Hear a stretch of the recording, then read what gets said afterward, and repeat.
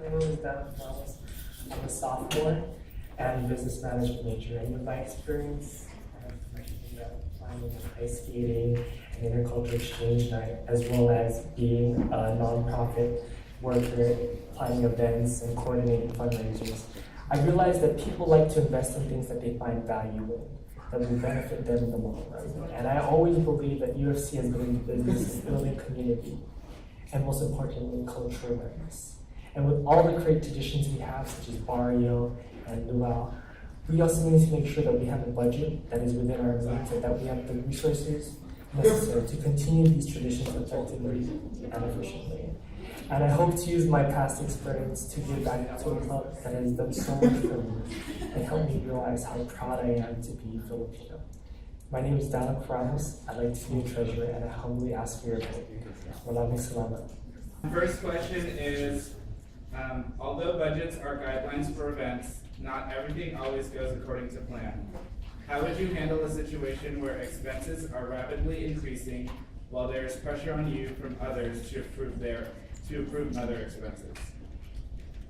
I think the most important thing that has to be done when a situation like that is, can you hear me? Yes. Okay. I think when you a situation like that occurs, I think the most important thing is that we have to prioritize what is important in terms of the events that have been tradition with UFC, and that also creates recognition for our club, and also at the same time is something that creates the cultural awareness of our club and helps make the mission the best. And so what I mean by that is that certain events such as barrio and camp conference are events that should be certain priorities and put on the list. And then from then on, we'll make a certain standard of how we're going to prioritize which events to have. So the way that we would prioritize that is, number one, we would make sure to see how effective in this meets the vision statement, our mission statement. How much people does it impact? And also at the same time, how much people does it have known what UFC is?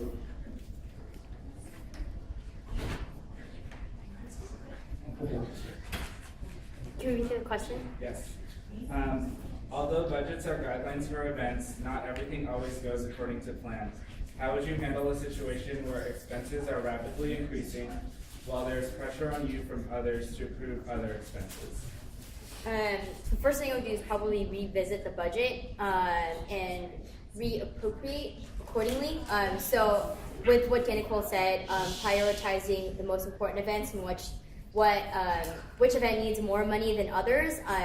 For example, like for conference, like our main priority for conference was making it as cheap as possible for students, whereas same thing with Canada, making those fees as cheap as possible, but at the same time, we also have to look at what's more important. So it's like having more money for barrio or for having more money for a certain event. Also look at the timelines to which event is sooner and which event we need more money for. So then with looking at the budget and comparing different budgets and seeing which is most important and prioritizing, then I would contact the other chairs, like fundraising chair, to see what other fundraising events are coming up, so we can make more money for the club, and then re-budget again. So depending on how much money we made from, from doing the Husky Stadium and doing the Chipotle fundraiser, so take that money and see where we need this money the most. So if there's like pressure to have more money for like barrio, it's the main priority that we have right now, so then that money would go to that first priority first, and depending on how much money that was needed for that event.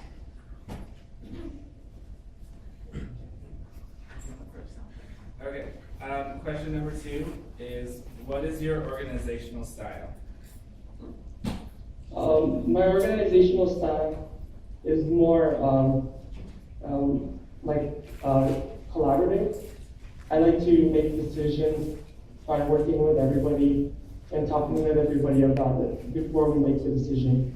So we want to make sure that, or I want to make sure that we have different perspectives, so that when we make the decision, we make the decision that is best for everybody, but also a decision that makes everybody understand what is going on and also the priority. So my organizational style, specifically with treasurer, I like to make Excel spreadsheets. So I think it keeps you on track. Especially, if I would relate it to like personal life, like I've been financially independent ever since I entered college, so I'm really good with like looking at budgets and comparing them month to month and seeing if I'm on top of things. So definitely having something concrete that's written on paper is very helpful, especially when it comes to this position. In addition to that, I do believe, even though I do hold, like, my sole purpose of being treasurer is making sure that I have budgets, I would definitely have good communication with other people on the board to make sure that we're all on the same page as far as what our priority is for events, which money needs to go where at a certain time, and how it needs to get there. Okay. Last question. Being treasurer comes with a lot of responsibility, liability, and confidentiality. How do you handle high-stress situations while maintaining poise and humility? I think that when it comes with a job that has high confidentiality, I think you have to make sure that when you, how should I say this?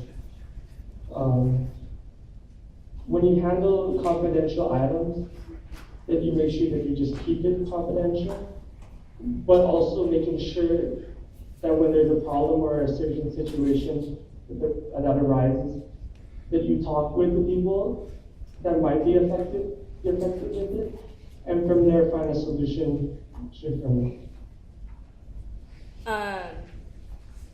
Yeah, so currently I have an internship right now that involves a lot of confidentiality and telling certain people certain things.